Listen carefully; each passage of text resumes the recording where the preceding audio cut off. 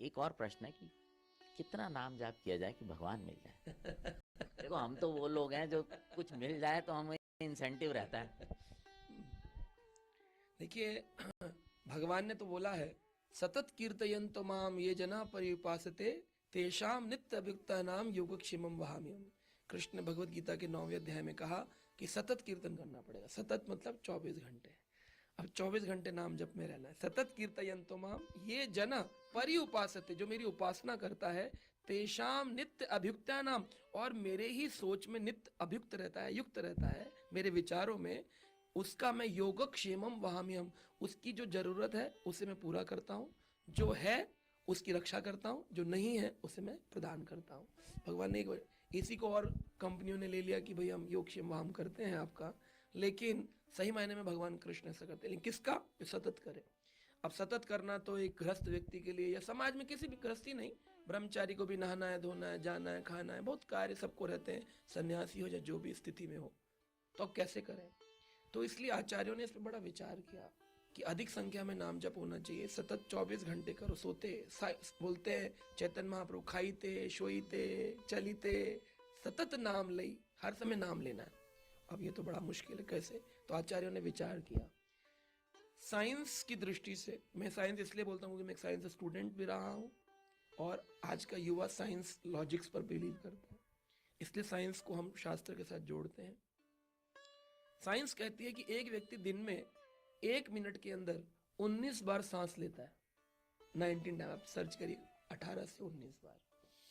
और जो हमारे व्यूअर्स हैं वो अपने कैलकुलेटर को निकाल कर कैलकुलेट करके भी देख सकते हैं। 19 बार 1 मिनट में सांस, उसको गुणा कर दें अगर 1 घंटे से, तो यानी कि 60 × 19, और उसको गुणा कर दें 24 घंटे से, तो वो जो संख्या निकलती है वो निकलती लगभग 27,000 के करीब संख्या निकलती है। कैलकुलेटर पे एग्जैक्ट निकाल कर आप वीडियो पे दिखा भी सकते हैं।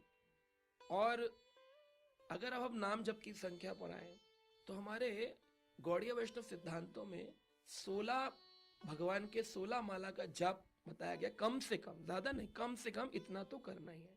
इतना क्यों करना है? तो बोले इसलिए करना है, इसी संख्या को अब गुणा करें। एक हरे कृष्ण महामंत्र में हरे कृष्ण कृष्ण कृष्ण हरे हरे, हरे राम राम राम, ये 16 नाम हो गए।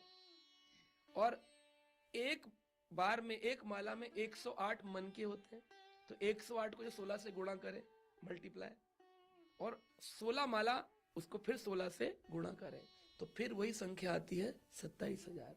यानी कि हर सांस पे हो सुमिरन तेरा, यूं ही निकल जाए जीवन मेरा।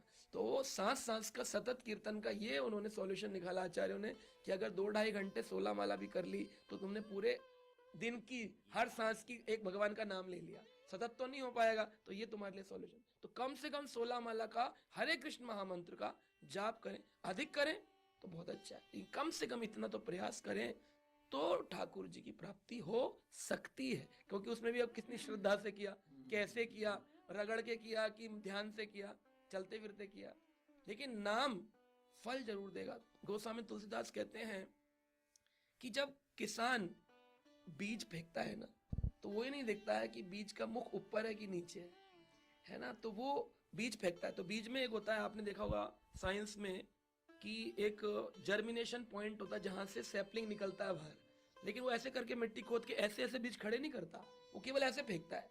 तो बोलते हैं कि भगवान का नाम इतना कृपालु है कि उल्टे सीधे बीज जो है ना, उन सभी में से पौधा निकल जाता है। तो ऐसे अगर अपने ध्यान से किया तो आपको प्रेम प्राप्त हो जाएगा, और ध्यान से नहीं किया तो मुक्ति प्राप्त हो जाएगी। तो मुक्ति चाहिए तो आप ऐसे जैसे, लेकिन कृष्ण प्रेम चाहिए, प्रभु प्रेम चाहिए, प्रभु भक्ति चाहिए, आनंद चाहिए, तो ध्यान से करना है। बस इतना फर्क है, लेकिन फल दोनों में मिलेगा। जहर जान के खाए या अनजाने में, मारता दोनों को। तो व्यूअर्स, आपने सुना होगा कि जो ये प्रश्न था इसका उत्तर मिल गया होगा कि कितने नाम जाप करने से भगवान मिलेंगे। तो जो आचार्य लोग थे उन्होंने हमारे जैसों के लिए सॉल्यूशन निकाल दिया है कि भाई आप थोड़ा बहुत कर लें तो उससे काम हो जाएगा, पूरे दिन का सतत तो नहीं हो पाता। तो अब आपसे विदा लेते हैं, जुड़े रहें रेडियो द्वारका के साथ।